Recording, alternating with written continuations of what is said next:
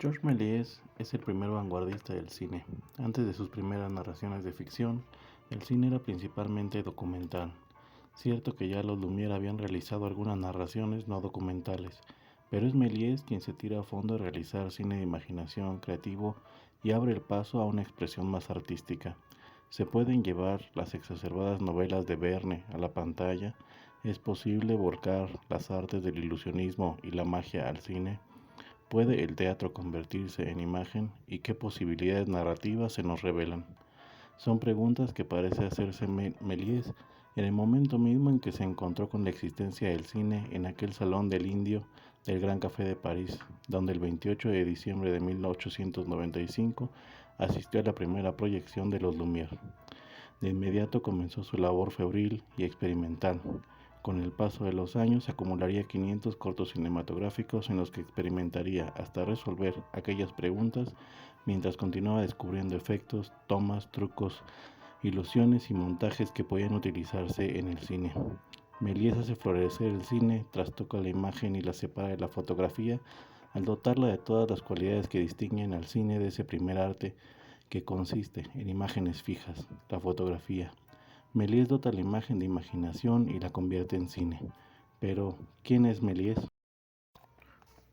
Un hombre que creció como hijo en una familia de un famoso empresario zapatero. Nacido en 1861 en París, a Méliès, en conclusión, los zapatos no le interesaron nunca, así que cuando lo mandaron a Londres a preparar la apertura de una nueva sucursal del negocio familiar, aprovechó para instruirse en las artes de la magia y el ilusionismo, uno de esos hijos diletantes que no sacan provecho de los patrimonios familiares. No mucho después vendería su participación en el negocio familiar y se dedicaría de lleno a la magia y el ilusionismo. Sería dueño del teatro Robert Houdin y dirigiría las funciones. Se hizo famoso como ilusionista y se cuenta que maravillaba a las audiencias con una ilusión que consistía en utilizar ciertas luces para que pareciera que dentro de la sala estaba lloviendo o nevando.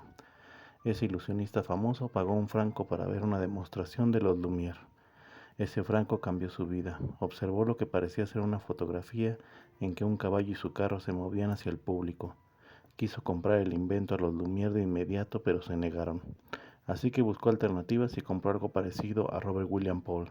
Se cuenta que modificó la cámara comprada para obtener algo más parecido a lo que tenían los Lumière, así como si ya hablara el idioma del invento que había capturado su imaginación.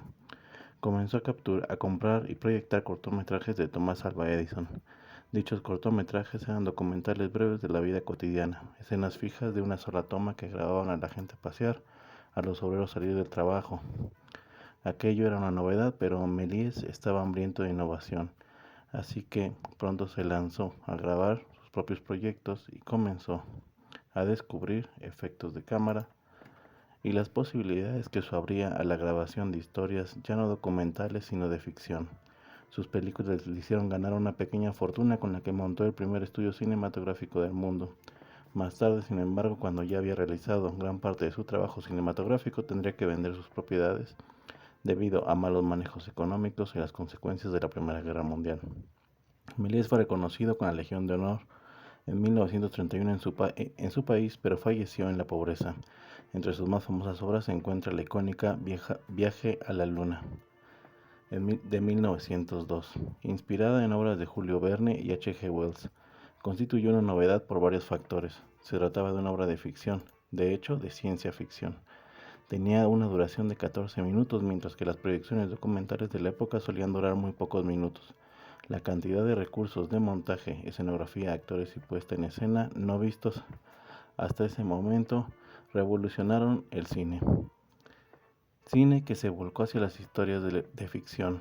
Aunque fue un éxito, no recibió las ganancias completas por la distribución de su película, pues Thomas Alva Edison, conocido inventor y gandalla, hizo copias de su película sin su consentimiento y las distribuyó en Estados Unidos sin dar un solo centavo de esas ganancias a Méliès.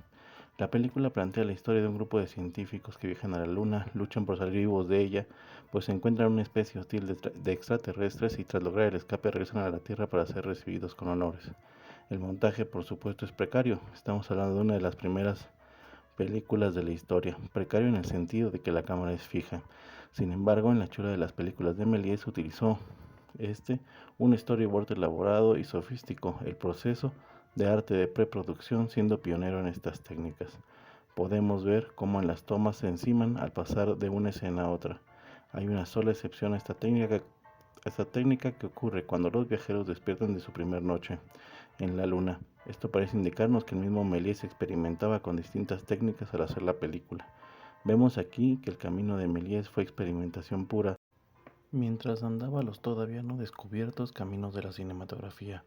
Hay que tener en cuenta que estos primeros realizadores del cine crecieron como espectadores de teatro, no como cinéfilos. De ahí que la puesta en escena sea claramente heredada del teatro.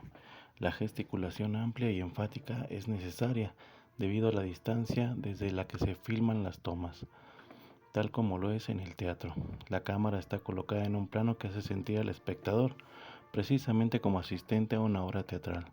No podría calificarse de plano general, pues los actores están más a la distancia, y tampoco puede ser un plano contrapicado, pues no llega a ese ángulo. Son tomas fijas sin profundidad, pues la escenografía es bidimensional en la mayor parte de los casos, aunque ya se ve en Méliès la intención de dar profundidad a sus escenas.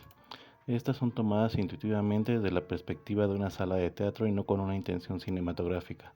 Estamos ante la formación de un nuevo lenguaje, el cinematográfico, que evidentemente se nutre de las formas narrativas del teatro, la fotografía y la literatura. La primera impresión que me deja la película es de ser ambiciosa.